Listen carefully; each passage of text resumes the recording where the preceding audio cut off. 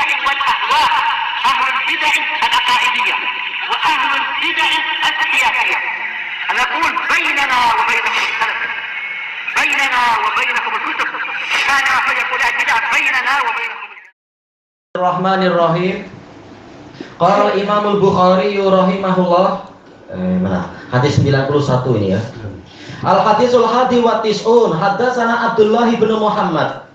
Qala haddatsana Abu Amir. Qala haddatsana Sulaiman bin Bilal Al-Madini. An Rabi'ah bin Abi Abdurrahman an Yazid Maula Al-Mumba'its an Zaid bin Khalid Al-Juhani radhiyallahu anhu. Baik, berarti guru Imam Bukhari ini termasuk guru tertua beliau, Abdullah bin Muhammad. Beliau adalah Al-Musnadi Al-Bukhari. Dikatakan Musnadi karena beliau yang pertama kali menulis kitab Musnad di Jaihon, di sana daerah Uni Soviet sana yang sekarang perang-perang itu. Nah, inilah beliau Abdullah bin Muhammad Al-Musnadi Al-Bukhari. Beliau kunyahnya Abu Utsman.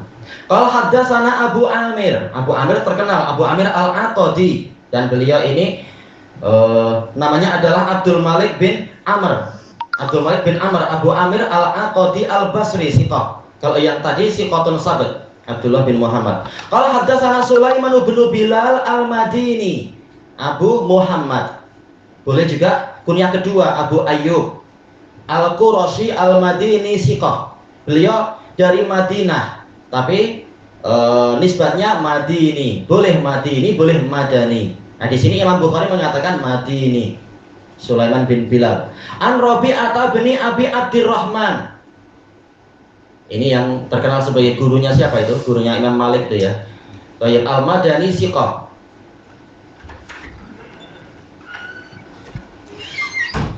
An Yazid Maulal Mumba'its. Ini tidak didapatkan banyak biografi tentang beliau. Beliau Madani. Al-Hafidh di dalam takrib mengatakan soduk, dihukumi soduk. Baik. An Zaid bin Khalid Al-Juhani. Zaid bin Khalid Al-Juhani, beliau adalah yang ma'rufnya adalah Abu Abdillah. Ada kunyah yang lain. Nah, beliau sebagai pembawa bendera kabilah Juhainah pada waktu Fathu Makkah. Kita tahu tatkala Rasulullah SAW didatangi oleh pemimpin Khuza'ah, Allahumma inni nasyidun Muhammadan hilfu abi wa abina atlada. Nah, maka Rasulullah menyebutkan akan datang pertolongan untuk anda wahai Amr al-Khuzai. Maka beliau dengan 10.000 pasukan itu, 10.000 sahabat berangkat menuju ke Makkah untuk menghukum orang Quraisy yang mengkhianati kesepakatan menyerang Bani Khuza'ah di tanah suci. Ya, kabilah Bani Juhainah yang memegang benderanya adalah beliau ini, Zaid bin Khalid Al-Juhani radhiyallahu an. Beliau wafat pada usia 87 tahun alal khilaf di masa pemerintahan Muawiyah. Jadi, berarti kesimpulan apa? Sanadnya hasan karena siapa tadi yang kurang kuat, yaitu Yazid Maula Al-Mumba'its. Baik, apa ceritanya? Annan Nabiyya sallallahu alaihi wasallam sa'alahu rajulun anil luqatah. Bahwasanya Nabi sallallahu alaihi wasallam ditanya oleh seorang lelaki tentang barang temuan. Baik. Luqatah yaitu barang temuan. Kalau barang hilang apa? Dhallah. Barang hilang. Tapi sekarang kita statusnya menemukan barang. Baik. Faqal i'rif wika'aha. Kenalilah penguncinya. Wika yaitu mungkin apa? Kantung. Masa lampau, kantung terbuat dari kain atau terbuat dari kulit. Nah, ada talinya untuk diikat. Kadang bapak dan datuk kita masih punya macam itu ya. Nah, isinya duit banyak ke apa-apa. Nah, sekarang yang banyak dengan pola itu apa? Minyak wangi kadang ya. Kita diberi minyak wangi. Nah, dengan ada kantungnya macam itu. Nah, ada talinya, kenali talinya itu, tali pengikatnya itu. Wa ifasoha, dan juga jenis kantungnya itu. Yang lain mengatakan ifasoha maksudnya tutupnya, mungkin apa? Menemukan botol ke atau menemukan yang lain. Nah, kenali ciri-cirinya, sifatnya. Summa arifha sana, lalu umumkan barang ini selama setahun. Tapi tak perlu kita menunjukkan ke orang-orang siapa memiliki barang ini, nanti tiap orang akan mengklaim, oh itu barang saya. Tapi kita sembunyikan. Nah, orangnya yang datang kita tanya apa sifatnya. Kalau sifatnya betul, oh itu milik dia kok memang. Kalau sifatnya salah, oh berarti apa? Barang Anda lain, belum jumpa. Saya barangnya lain lagi. Barang yang saya temukan lain.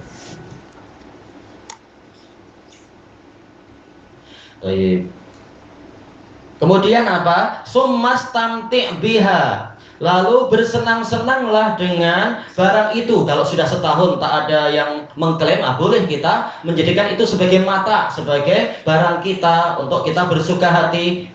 Rasul mengatakan tamawwal bih, yaitu jadikan itu sebagai bagian dari hartamu. Lafaz yang lain istangfikha, yaitu boleh engkau menafkahkannya, membelanjakan ke siapa. Itu sudah jadi hakmu kalau sudah setahun. Fa in jaa rabbuha fa'addiha ilaih. Kemudian walaupun sudah setahun, apabila pemiliknya memang datang, maka tunaikan, bayarkan atau berikan barang itu kepadanya. Kata para fuqaha, harta mukmin itu tidak akan hilang dari dia walaupun sampai hari kiamat, kecuali kalau apa? Ada perpindahan secara syar'i, mungkin diwariskan atau mungkin dihadiahkan atau mungkin diperjualbelikan, yaitu dia menjual barang dia kepada orang lain. Tetapi kalau tidak ada transaksi seperti itu, hukum asalnya walaupun sudah setahun, 2 tahun, 20 tahun, kalau memang pemilik ini adalah pemiliknya, maka kita wajib mengembalikan ke dia. Gimana kalau barangnya sudah habis? Ini namanya apa? Kita dhamin, kita membayar ganti rugi. Kita sudah menikmati, tapi memang ini pemiliknya yang asli, ya kita bayar dia sesuai dengan harga barang itu. Tayyib, qal fadalatul ibil. Wahai Rasulullah, maka bagaimana dengan barang temuan berupa unta? Kita menemukan unta. Faghadib, maka Rasulullah marah. Ini pertanyaan terlalu besar. Nemu unta. Tayyib. Alhamdulillah waktu itu belum ada istilah nemu dinosaurus. Wah, besar sekali. Gimana kita menemukan dia? Dan betulkah dinosaurusnya itu hilang? Kita yang menemu. Ini terlalu besar tentunya. Maka Rasulullah marah, hatta marra wajhuh, sehingga wajah beliau memerah. Dan inilah sisi pendalilan yang diinginkan dari hadis tadi. Karena Imam Bukhari masukkan dalam bab bolehnya marah ketika memberikan nasihat atau pengajaran apabila melihat sesuatu yang dibenci. Au qal ihmarrat wajnatah, atau 2 urat yang di lehernya di kanan kiri itu memerah. Faqal, beliau mengatakan, malaka walaha, apa urusanmu dengan unta? Ma'aha siqa'uha wa hidha'uha, dia disertai dengan kantung air. Mana kantung air unta? Ada yang mengatakan di punuk itu ya. Mungkin di punuk, mungkin sebagian juga di perut. Intinya kita tak takut dia akan celaka secara umum. Unta bahkan lebih kuat dari kita, lebih tahan makan, lebih tahan lapar, tahan haus. Badannya kuat, kakinya kuat, lari juga lebih kuat. Dulu ada berapa? 5 atau 6 pelajar di Damas itu. 1 ekor unta betina, kakinya sudah diikat pun mereka tak berani.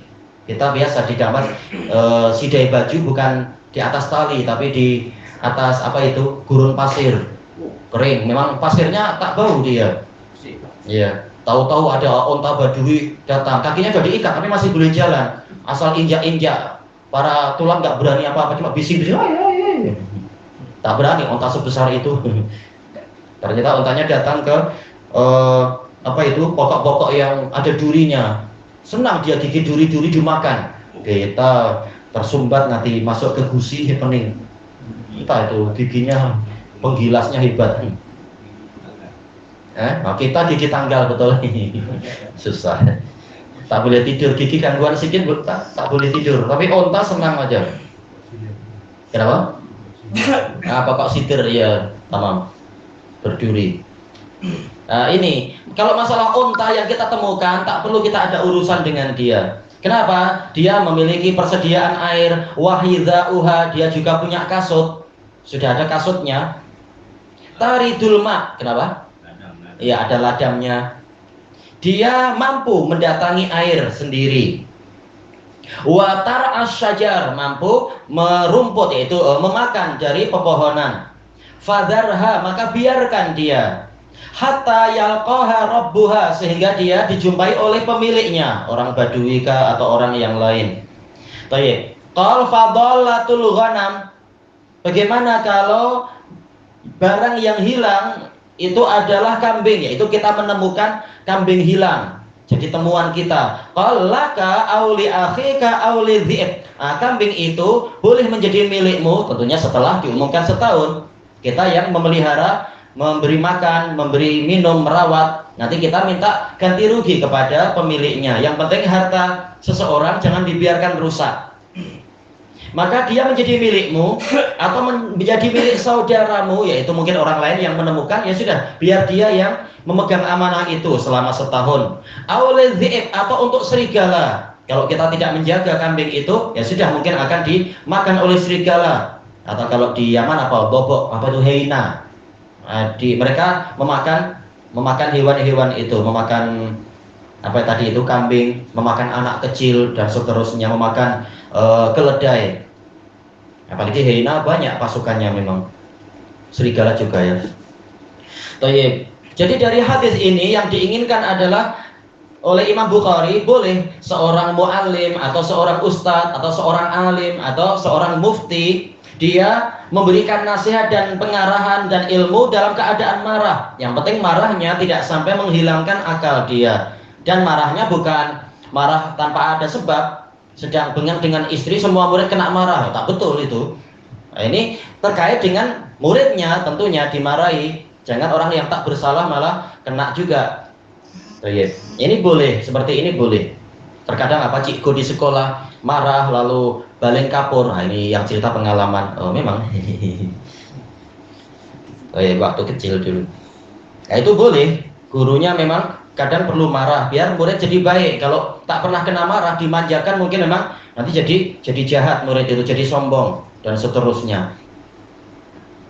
Nah, di sini kemudian sahabat tersebut menanyakan tentang masalah itu. Ini menunjukkan apa? Al ilmu qablal qauli wal amal.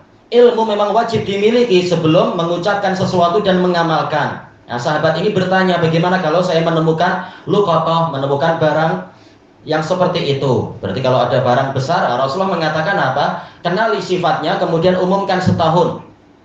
Kadang di jalan saya tengok itu ada di tempat sepi itu ada trailer besar. Itu luqatah enggak ya?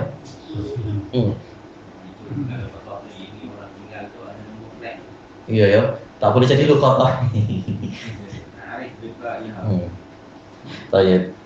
Nah, kemudian apa? Intinya kita kenali sifatnya. Disebutkan oleh Imam Ibnul Qayyim rahimahullah di dalam kitab beliau At-Turuqul Hukmiyah ketika membahas hadis ini menunjukkan pentingnya yaitu berhukum dengan qarinah, dengan alamat. Bagaimana kita tahu orang ini adalah pemilik barang itu? Sementara mungkin barang ini sudah di tangan dia selama setahun, resit-resit sudah hilang, mungkin bon-bon itu, apa itu?